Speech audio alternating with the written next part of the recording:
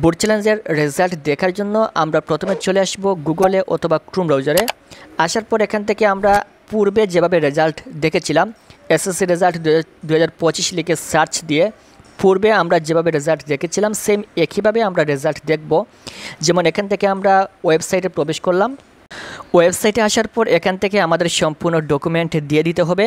প্রথম হচ্ছে examination SSC দাখিল, এখান থেকে ইয়ার 2025, বোর্ড দিয়ে দিবেন, তুমি যে বোর্ডের স্টুডেন্ট সেই বোর্ড ক্লিক করবে।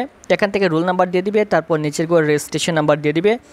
এর নিচে রয়েছে 6+4, যেটা হবে সেটা প্লাস মাইনাস করে এখানে বসিয়ে দিবে। তারপর এখান থেকে সাবমিট লেখা রয়েছে, সাবমিটে ক্লিক করার সাথে সাথে তোমার রেজাল্ট চলে আসবে। আর যদি রেজাল্ট পরিবর্তন হয় তাহলে এখানেই কিন্তু পরিবর্তন দেখাবে। আর যদি রেজাল্ট পরিবর্তন না হয় তাহলে পূর্বে যেভাবে রেজাল্ট ছিল সেম একইভাবে রেজাল্ট দেখাবে। এটা হচ্ছে প্রথম পদ্ধতি।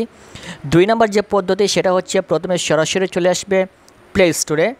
এখান থেকে একটা অ্যাপস ডাউনলোড করতে হবে। এখানে সার্চ বারে সার্চ করবে এসএসসি রেজাল্ট 2025 লিখে।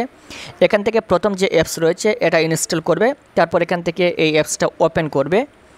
ওপেন করার পর আমাদের সামনে এরকম একটা ইন্টারফেস চলে আসবে। এখান থেকে নিচে একটা অপশন হচ্ছে ফল পুনর্নিরীক্ষণ, এই অপশানে আমরা ক্লিক করব। তারপর নিচে আরেকটা অপশন রয়েছে ফল পুনর্নিরীক্ষণের ফলাফল, এই অপশানে আমরা ক্লিক করব।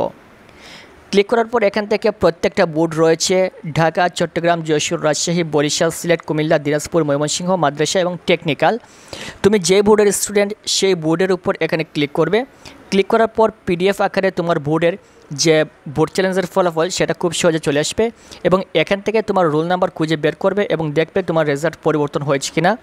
তবে এখানে যে সকল স্টুডেন্টের রেজাল্ট পরিবর্তন হবে সেই সকল শিক্ষার্থীদের রেজাল্ট শুধুমাত্র এবং তাদের রোল নাম্বার এখানে দেওয়া থাকবে।